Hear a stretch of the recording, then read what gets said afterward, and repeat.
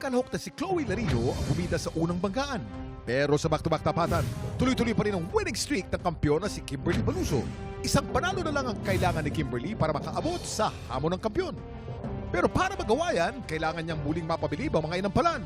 Singer-songwriter, the R&B crooner, Dari Long, concert stage performer at Queen Dam Diva, Jessica Villarubin, multi-platinum artist and OPM hitmaker, Renz Verano. Tutuloy-tuloy kaya ang swerte ni Kimberly? Abangan niyan dito sa Tanghalan ng Kampiyon!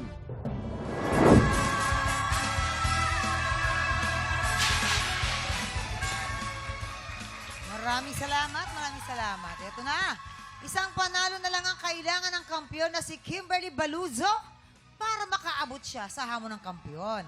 Pero ngayong umaga, dalawang kalahok ang muling susubok sa tatag niya.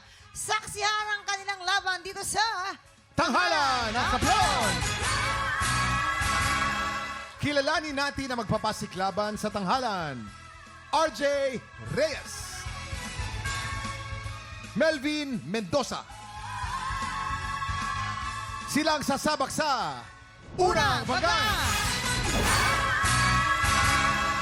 Inspirasyon ko po dito ay yung pong aking grade 2 student po na nakikipaglaban po ngayon sa sakit na leukemia. Yung pong bata na yon, lagi po nasa pinakaunahan ko po.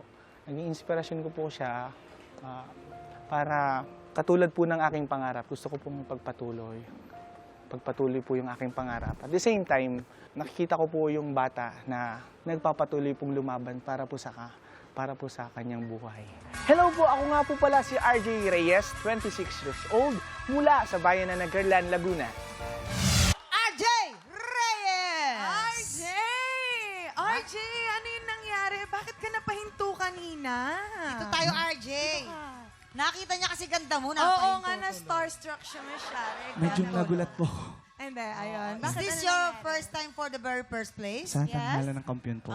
Yeah. Kaya naging Ayun. ganon. Pero ganyan naman talaga most of the time, mamang. Kapag live, minsan merong mga pagkakamaling ganun. Pero ang importante, pinagpatuloy mo. Yes. Diba? Yun naman yung importante The doon. show must go on. Professional Diba? lang talaga. Very professional, mamang. And for sure, yung mga estudyante mo, natuwa sila niyan dahil Yes. pinakita mo sa kanila na kapag magkamali ka man, tuloy lang ang laban. Walang ibang No? magtutuloy kundi ikaw. Kasi alam nga namang ako. Oo nga eh. Ako Diba? din, munti ka na kanina. Tama yan. So ito naman ang ating mga guro, ang ating mga inampalan. Ayan. Ano kayo masasabi nila? RJ, gusto ko yung style mo kumanta. Meron kang originality. Actually, pwede ka ring tawaging R&B crooner. Kasi yung kinanta mo, di ba, Michael Bublé yan, pero hindi napako sa style ni Bublé.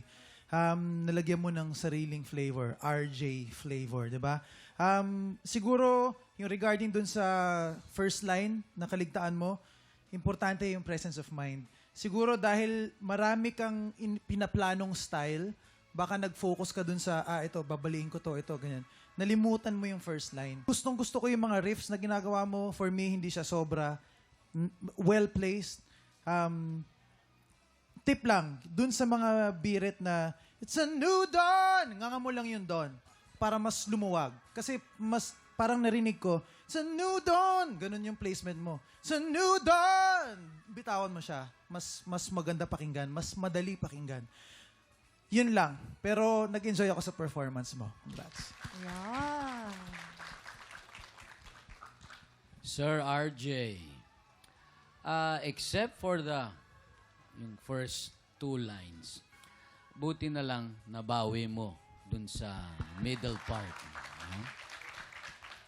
It's very hard to come back from a mistake. That's very hard to do. So, okay yung ginawa mong yon. Wala akong napansin sa intonation. No, not very much. Siguro, let's practice the pronunciation. It must be clear, clarity nung lyrics. Kasi yung iba, yung long E, short E, kagaya nung mean, di ba? Di ba? Kailangan ma-emphasize mo yung long E doon. Kagaya nung don, nagiging don. Should be don. Yung good, nagiging good. Okay? So, practice on the proper pronunciation of the words, the lyrics. Yun lang ang yun lang ang take ko dito sa performance mo. If not for the first 2 lines na nakalimutan mo, you would have performed a lot better. So, it's perfectly understandable. Yes, ayun. Maraming salamat, Salamat po. sa ating mga inampalan. Ito na, alamin na natin ang stars na ibibigay sa'yo ng ating mga inampalan. RJ, ito ang stars ko for you.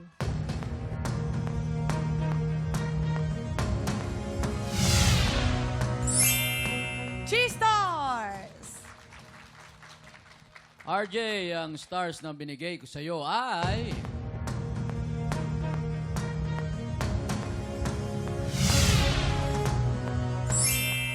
Two stars! Maraming salamat. Maya-maya natin alamin naman ang score na bibigay ni Daryl. Ang susunod nating kalahok, Melvin Mendoza. Yung pinakamasayang nangyari po sa buhay ko ay yung naging tatay po ako. Nung dumating po sa buhay ko si MM, nagbago po ang buhay ko. At natuto po ako magporsige pa po sa pagtatrabaho at pagsusumikap para po magampanan yung pangangailangan nila. Masaya po kasi tuwing uwi po ako ng bahay, galing trabaho po, parang nawawala yung pagod ko, lalo na po pag nakikita ko siya. Bilang tatay po, ako po ay isang mapagmahal na tatay at maalaga po. Lahat gagawin ko para sa kanya. Hi, my name is Melvin Mendoza, 30 years old from Pangasinan.